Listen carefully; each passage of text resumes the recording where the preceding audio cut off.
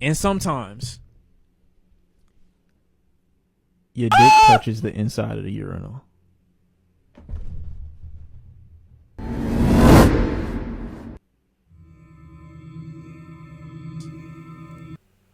I don't have a top 5 horror. Actually, no. Someone sent me a video that they wanted me to watch, and I think I might have deleted it. Oh no, I didn't. They sent me this. It was like, what genuinely terrifies you about movies? The first horror movie I ever watched was Ghost Ship when I was... Look at niggas, bro. Like, what does Ghost Ship even do to you? You scared off ghosts on a ship? I'm a massive horror. And this is what I be having to say when I be listening to horror buffs or horror movie people. I gotta understand everybody's threshold for scares are different. When people told me to watch Hereditary, I'm thinking that I'm about to have trouble going to sleep for weeks. And that's just not what happened. But I still fuck with it as a movie though. But as a horror, I just wasn't that like moved by it. You know what I'm saying? Fan. I eat, sleep, and breathe horror media. The horrors of my own And maybe that's because the possession aspect doesn't really do much for me now as much as it used to. mind consume me daily. The first horror movie I ever watched was Ghost Ship when I was 5 years old. Thanks, Dad. And I've been hooked ever since. Oh, okay, that's her first encounter. Over time, I've become extremely desensitized and often even bored by See, just like me. many mainstream horror movies I watch now, because unfortunately, once you've seen a few, you've seen most of them. They tend to get predictable. You're pathetically predictable. I'm looking at you, Conjuring fan. Whoa, chill, bro. The first one was crazy, though. I get basically every one after that, but the first one, iconic. Gotta be honest. Gotta be honest, okay? We don't need to lie to ourselves or to each other. But you are right. Every movie, the Nun series is fucking terrible. Conjuring 1 and 2 is decent, though. The first one for Conjuring is great. Second one is a good follow-up. Everything after that is completely unnecessary. And there is another Conjuring movie coming out this year that I am 100% going to see. Annabelle Creation was good. Annabelle Creation was entertaining. I wouldn't say it's good, but it's entertaining enough to get you through. Everything else, though, mid. I've seen characters get possessed, sliced in half, haunted, stalked, cursed, eaten, resurrected, turned into a walrus, the whole lot, and nothing really hits anymore. But every now and then there will be something, a diamond among coal, if you will, that truly shivers my timbers. Something that gets my knees a knocking, and I have to turn on the light or it ends up playing on my mind on repeat for Pre-Hereditary. weeks to come. So today I'm going to share with you a few of those scenes that genuinely scared me. And obviously major spoilers for all these movies, you have been warned. Wait, do I get spoiled? Do I just say no? Do I just not give a fuck? Skinamarink. Oh my god. She's a ball knower. She's a ball knower. Skinamarink is a very divisive movie that came out in 2022, and the plot is still up for debate, I suppose. Everyone has a different take on what is truly going on in here on this day, but the basic synopsis is two young siblings, Kevin and Kaylee, wake up This is a very unnerving movie. one night to find their parents missing and all the windows and doors in the house are gone. What follows, I couldn't even really tell you, to be honest, but... And the fucked up thing is, I've had dreams that are literally just like this movie. The movie was ass. I'm not hating on you for saying that. It's not everybody's cup of tea, but it literally just, I feel like for people that are anxious and you're literally waiting for something to happen the whole time, it is a killer for people like that. It's 100 minutes of grainy, low-lit footage of walls, ceilings, carpets, toys, and barely audible whispering. And somehow, it's one of the most terrifying things I've ever watched. And that genuinely makes me mad. Like, I was so angry after watching it that I was so unnerved because not much happened at all. The jump scares were kind of cheap because the movie was so quiet, and then they play the loudest microphone peaking shriek that you've ever heard in your entire life.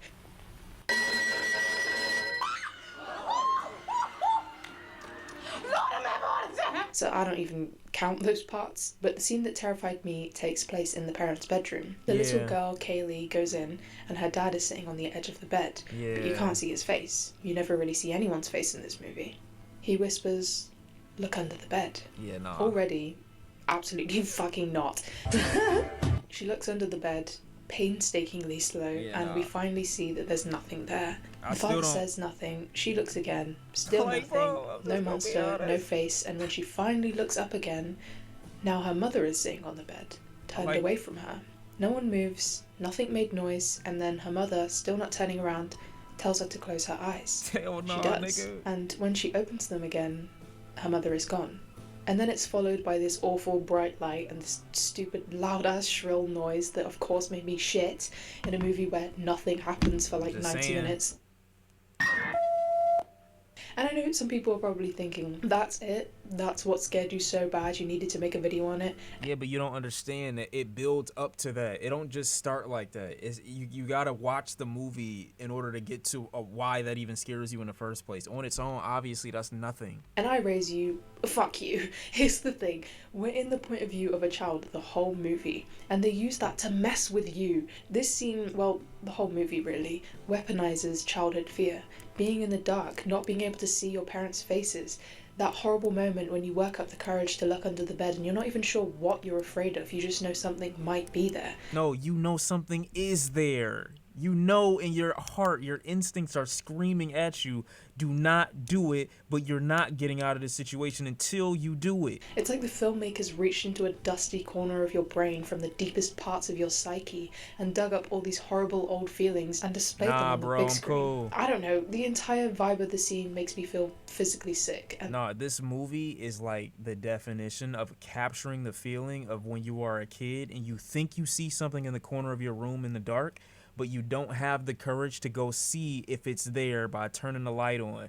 And then even worse, turning the light off to go run back to your bed in the time it takes you to get to your bed, hoping that whatever you think you saw doesn't get you before you get underneath the covers. I'm sorry. And the whole movie is like a haunted liminal space nightmare. Your parents, your protectors, are nowhere to be seen. The doors and the windows are gone. There's no way to escape, no way of telling what time it is, and objects are suddenly on the ceiling or just straight up disappearing, like their toilet. And then Kaylee's face, literally just missing at one point, just smooth, skin-covered void. That image haunts me more than any ghost. Rose up! Oh God, all just feels I like did need to see that.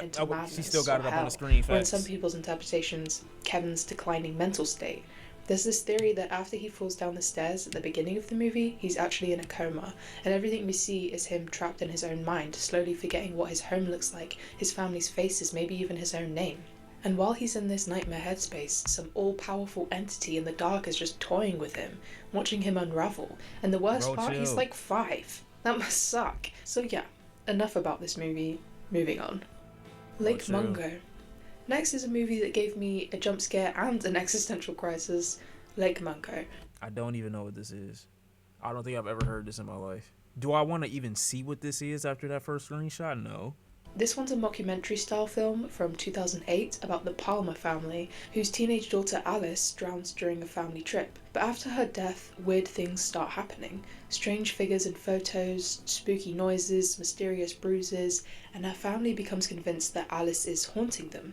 Now, I'm pretty convinced they were inspired by Twin Peaks here, like Palmer family, mysterious, troubled teenage girl with a tragic secret life surrounded by layers of sadness and the unbearable weight of not being able to save her. It's very Laura Palmer. The scariest scene by far is when the family digs up Alice's mobile phone from under a tree where she buried it during a school trip to Lake Mungo, and on it there's this grainy video. We watch as Alice walks along the shoreline in the dark, and off in the distance, barely visible, is someone standing there. Chilla, bro. And as the camera gets closer, we realise that it's Alice, but not a live Alice. This version has a bloated, corpse-like face, just like when her body was found. The footage freezes on it while her dad's voice plays in the background, and then BAM!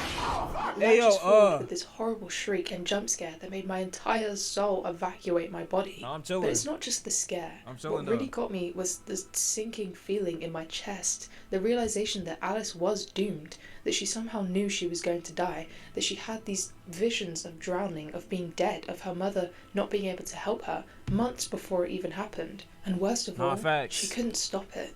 She literally came face to face with her own future corpse. Like, what do you even do with that? That is so crazy.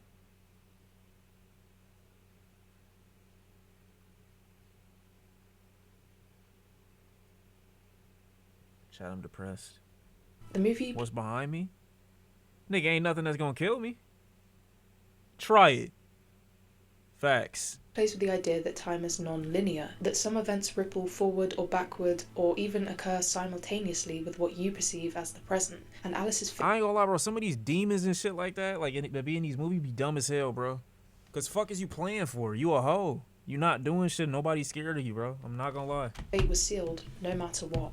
She knew something awful had happened or was going to happen, and it was just inching closer and Do closer. not put me in one of these movies, bro. It'd be over for the demons so quick. You okay? So you telling me that you just gonna possess me? You in my head this whole time? I'm killing myself. Now what? GG's, nigga. It's over with. There go your life. You can't possess me now, bitch. Closer, and there's something so deeply upsetting about that. So yeah, the jump scare made me scream, but it was that dread, that awful inevitability that made me sit there after the credits rolled with a weird pit in my stomach. American Horror Story Murder House. Next is from American Horror Story Murder House. If you were a weird teenager on Tumblr in the early to mid Yeah, no, I wasn't. That's not my vibe. I'm gonna be honest. The American horror shit never got to me, chat. I'll be honest. You're saying best season? This is a show like a horror show? I guess you about to explain it. What the fuck is this fit? Bro, all Doc Martens in the whole shit? These is UK niggas. Yeah. 2010s, this show definitely had a chokehold on you. It's disturbing, it's full of drama, murder, ghosts, and Evan Peters being disturbingly attractive for someone who's literally playing a school shooter. Anyway, one of the most terrifying, emotionally damaging scenes for me comes when Violet finds out that she's actually been dead for like a few weeks. She had taken a bunch of pills in an attempt to end her life a few episodes ago. This is actually crazy good writing. I would love to explore this concept way more in movies. And we think she survived and her boyfriend Tate saved her, but the attempt actually worked and she passed away. She keeps trying to leave the house, but every time she runs out the front door, she just ends up back inside, through another door, like she's stuck in a horrible ghostly loop. Tate eventually shows her where he hid her body, under the house, and she just breaks down. And honestly, so did I. That's the kind of existential horror that hits differently when you're like 11 and not mentally stable. And Violet, she's just a teenager. She didn't even get to live her life, and now she's stuck in this purgatory house, So what, she just evaporate? rotting under the floor while the boy she likes turns out to be an absolute wrong'un and a raging maniac. Oh, he... Huh? And yeah, I know there are way more disturbing scenes in American Horror Story, especially as the seasons go on.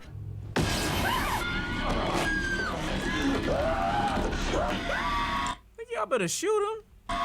What? But this one just really shook me to my core, and perhaps it was because I was so young when I saw it, but there's just something about that image of Violet's decaying body under the house. Oh, it's a Wendigo. All stiff with rigor mortis, mouth hanging open, flies buzzing around it, and then Violet, the Nah, ghost flies in her shit. version of her, standing over it and crying. It really disturbed me, like, deeply. Actually, now that I'm thinking about it, this is kind of similar to Lake Mungo, so maybe I have some mysterious, unresolved issues. Yeah. Yeah. Uh-huh. I think it's the concept of seeing your own corpse that frightens me most. Like, you're face to face with your own mortality. That's not supposed to happen. I don't know if the brain is built to process that. So, yeah, it's tragic, it's gross, it's terrifying, and it's stayed with me for years. Honourable mentions. Okay, so before I talk about the last one that's... Hold on, bro. I thought I saw a baby Baphomet. I don't play with shit like chill. I don't play with shit like that, bro. Oh god. scared me, these next two are the short honourable mentions. They didn't leave me with a lingering sense of dread or questioning reality or turning on every light in my house like some of the others did. I'm having a fucking panic attack right now. I need to calm the fuck down. But they definitely did briefly freak me out in the moment, and I suppose that's worth something. I'm just saying, bro. Chill. Possum. Possum is already a deeply uncomfortable film. It's grey, it's miserable, it's got a puppet with long spider legs and a horrifyingly pale human face. But weirdly, the puppet isn't even what got me. What actually scared me was this one specific scene near the end. Philip finds a jar of teeth, presumably collected from his Uncle Morris's victims. He's holding it up in horror, and then out of nowhere, Uncle Morris lunges at him from a dark corner of the room wearing a black balaclava. Which corner? Oh! It's rare that a jump scare gets me anymore. Most of the time you can see when it's coming, either from the framing of the shot or the music going quiet or... Yeah, they really do a bad job with the jump scares, bro. I'm gonna be honest. Babadook had really good camera work when it came to like tricking you into thinking something was about to happen, but it didn't. Something the character says, but this one was just so loud and so sudden and so mean, and I was already on edge from the gross puppet and the miserable atmosphere. But what makes it even more disturbing in retrospect is what Maurice says after the scare. It's heavily implied, like not subtly at all, that the puppet is a physical representation of the abuse Philip endured at Maurice's hands as a child. Once that clicked, the whole movie retroactively felt 10 times worse. All the weird dreams, the puppet, Philip's blank stare, the tense atmosphere, it all folds into this deeply upsetting subtext. So what the uncle doing to him though? It's not a movie that really frightened me, even though I do like this movie quite a bit, but that one jump scare just really stopped my heart for a second. Antrim. And the other honourable mention is Antrim, which also came out in 2018. Antrim is framed as a cursed, lost film from the 1970s, supposedly responsible for multiple viewer deaths, and follows two siblings who enter a forest believed to be the entrance to hell in an attempt to save their dog's soul. It's one of those movies with a way better concept than execution. The whole vibe is very The Ring, like, if you watch this, you will die. You and your family will be... In reality, it's great, and I just seriously spooked. It's not even a jump scare, it's just this unbearable stillness, like you're being studied. Facts. Go booga, this isn't safe. Turn it off. Was that a face in the blackness just now? I'm not going back to look. Off now. So yeah, Antrim didn't make the chill, bro, chill. The Night House. Okay, let's finish off strong. So look behind me or something. The Night House. This was good. I don't think I'll put this in there though, but this was a good movie. Okay, let's finish off strong with a movie that didn't scare me in the scream and hide kind of way, but in the I stare at the ceiling for an hour afterward and my stomach hurts and I'm having an existential crisis kind of way. The Night House from 2020. This is actually one of my favourite movies of all time and is even in my Letterboxd top 4. Please don't judge me, it just really resonates with me. This one follows Beth, a recently widowed woman who's trying to process her husband's unexpected suicide. She's grieving, she's alone in this big spooky lakeside house that he built, and then weird things start happening. Shadows move, music plays by itself. This was such a great... this house that he built, and then weird things start happening. Shadows move. This was such a crazy shot. Music plays by itself. Oh my god, that was such a good shot. There are footprints on the dock, you know, the usual. So but what really makes this movie hit different is when Beth finds out that the presence haunting her might not be her husband at all, but something darker. Something that's always been around her. It turns out that after she briefly died as a teenager in a car accident, something followed her back. When her husband Owen had asked her what she saw when she died, she said nothing, which she did not usually tell people as she didn't want to disappoint them. Owen did not believe her and instead chose to think of something beautiful and peaceful in the afterlife. But then after he passed, she was left with his note that read, "You were right, there is nothing, nothing is after you, you're safe now." At first, Beth is terrified. I mean, fair enough, there's clearly something in the house. But then she starts to feel hopeful. Maybe it really is her husband. Maybe there is some kind of afterlife and he's trying to reach her. And for someone who never believed in any of that, the idea that she might still be connected to him after everything brings her this brief flicker of comfort. And the way they use the word nothing in this movie is so smart and so sinister. Like, she tells Owen she saw nothing when she died, but then that nothing becomes something. It becomes personified. This thing, this absence, is death itself, or grief, or depression, or just the total void, and it's been following her ever since. So when Owen writes, "You were right, there is nothing, nothing is after you," it's not just wordplay, it's literal. Nothing is after her. Like, capital N nothing is coming for her. And one of the most haunting scenes in the whole film is when Beth's in the bathroom and she feels someone touching her skin, like really intimate and tender. We see the impressions on her skin as this invisible force touches her, and she leans into it. She wraps her arms around what she thinks is her husband. She hugs it, she finds comfort in it, and then she whispers his name. And it says, "No, I'm not Owen." And it is horrifying, because if that wasn't her husband, then who the fuck was it? She was being comforted by something. You cheater! I mean, not really, but you know. Something else. Something that wants her to let go, to give in. We learn in a conversation with her friends that she has been struggling with depression and dark thoughts for a long time, and the movie suggests that this nothing has been trying to pull her back in ever since she escaped it. At first it whispered to her, tempted her, but it didn't work. So instead, it latched onto Owen. And what's even more devastating is how Owen tries to protect her. He doesn't kill her. He builds a mirrored house, a backwards version of their house, deep in the woods, and in that house he finds, lures and kills women who look like Beth, not because he wants to, but because he's trying to trick the nothing, trying to satisfy it. But eventually the weight of it becomes too much. The guilt, the horror of what he's done, it breaks him, and he ends his life. Not to escape, but to save her. And then we get to the final scene. The final scene was so good. Beth alone on the same boat Owen was in when he died, holding the same gun. The nothing speaks to her, in Owen's voice, saying, "He thought he could protect you. He was wrong. You were right. There is nothing. There is only me. Come back to me. It doesn't matter. Let go. Come back to me." This crushing whisper of despair that's been chasing her for years tries to convince her that peace is in giving up. And that's why this movie wrecked me and gave me this swirling feeling of fear and sadness, because it hits very close to home for me. It's grief made into a literal presence. It's depression as a shape in the dark. It's what it feels like to be haunted, not by ghosts, but by your own mind. And that's it. I was going to add in Hereditary because watching that Home Alone in the dark. What's the name of this one? It's called Night House, I think, right? Isn't that what it was called? Mind. And that's it. I was going to add in Hereditary because watching that Home Alone in the dark when it first came out genuinely made me fear for my fucking life. But everyone and their mother talks about that movie, and I figured people had already heard everything there is to hear about it. Pretty much. Hey, she kind of a ball knower, chat. Kind of a ball knower.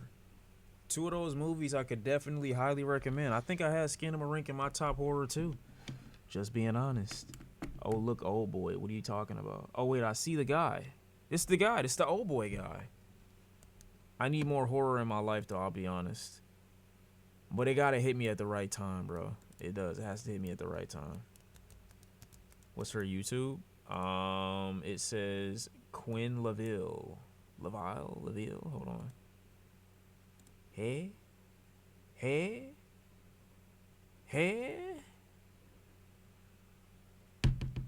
Currently watching Shrek Ever After. Bro, come on, bro. I said horror, bro. Like, come on, bro. This is what I'm saying, bro. This is all John Legend's fault. Everything bad that happens ever in the world is John Legend's fault.